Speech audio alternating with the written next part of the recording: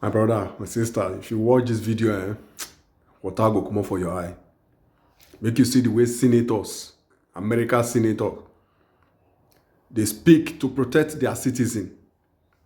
Make you see how politicians, senators of America, they speak to protect their citizen. Their citizen is their number one priority.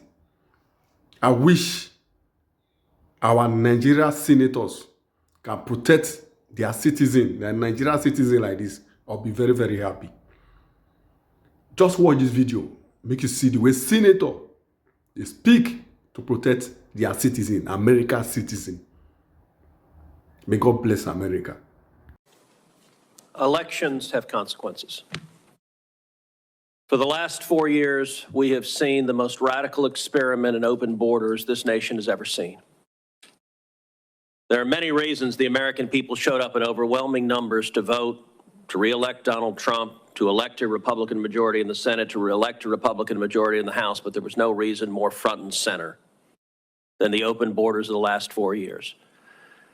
And I have to say, I think there were a number of us wondering, did any of the Democrats in Congress learn anything from the election? And the existence of this hearing makes very clear the answer is no. We've seen 12 million people come into this country illegally under Joe Biden and Kamala Harris. My home state of Texas has seen more than any state in the country.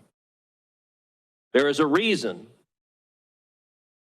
that the Rio Grande Valley, which has been Democrat for over 100 years, flipped red this election. Because when your home is invaded by more than 12 million people, it changes your voting patterns. Every single day, we have seen Americans murdered. We have seen women raped. We have seen children brutalized by criminal illegal aliens released deliberately by Joe Biden and Kamala Harris. The numbers are staggering. According to ICE, as of July 21st, 2024, nearly 650,000 criminal illegal aliens were currently on ICE's non-detained docket, which means they've been released.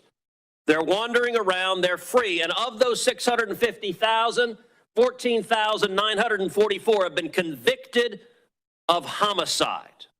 You want to know what mass deportation is? Those 14,944 better pack their bags right now. Because with a new administration, we're going to show up, we're going to arrest you, and we are going to deport you. 20,061 have been convicted of sexual assault. Now, I want you to ask of my Democrat colleagues, and it is striking that virtually none of them are here. That is reflected in their conduct because they are silent and putting their head in the sand as to the human tragedies. But what resident of what blue state says, you know what, America is better off with 20,000 rapists being released into this country? 105,146 have been convicted of assault. I would ask my Democrat colleagues if they were here, why the hell today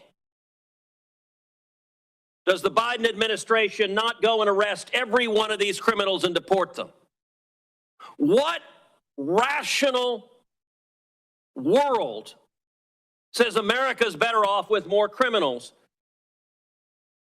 And these are not just statistics. Ms. Moran, thank you for being here. The country grieves the loss of your daughter. Your daughter was beautiful. She was a mom who I know loved her kids. And she's not with us today. She was raped and murdered because this administration chose to release a violent criminal into America. Your daughter should still be alive. And every one of these victims should still be alive. Laken Riley, a name that the Democrats on this committee can't bring themselves to utter, should still be alive. And in my hometown of Houston, Jocelyn Nungry, I've gotten to know Jocelyn's mother, Alexis, very well. Ms. Moran, like you, Alexis is incredibly brave. I cannot imagine the pain I'm a father. To lose your child, no parent should have to bury their child. Children should bury their parents, not the other way around.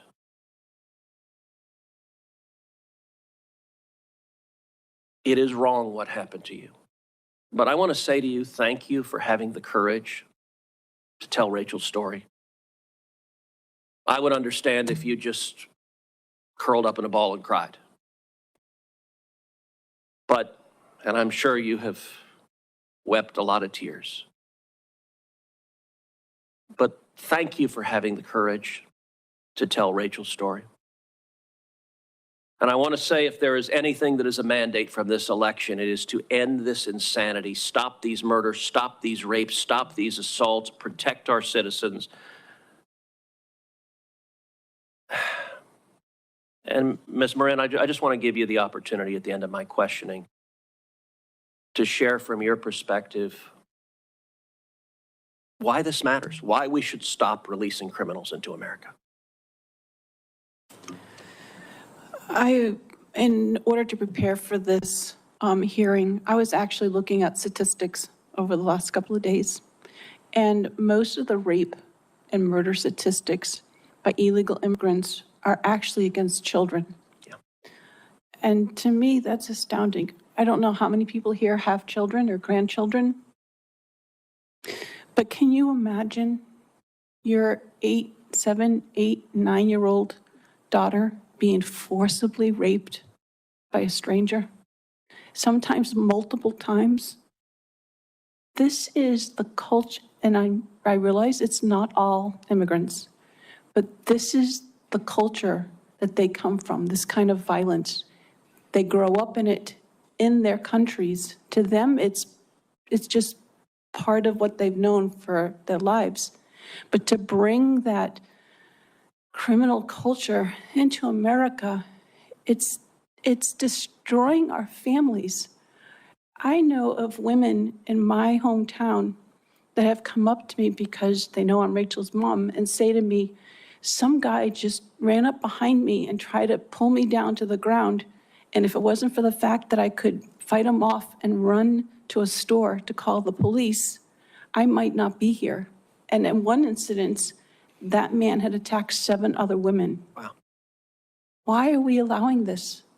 And then the women and children that are raped, and because they're so ashamed of what's happened to them, how they've been so violated,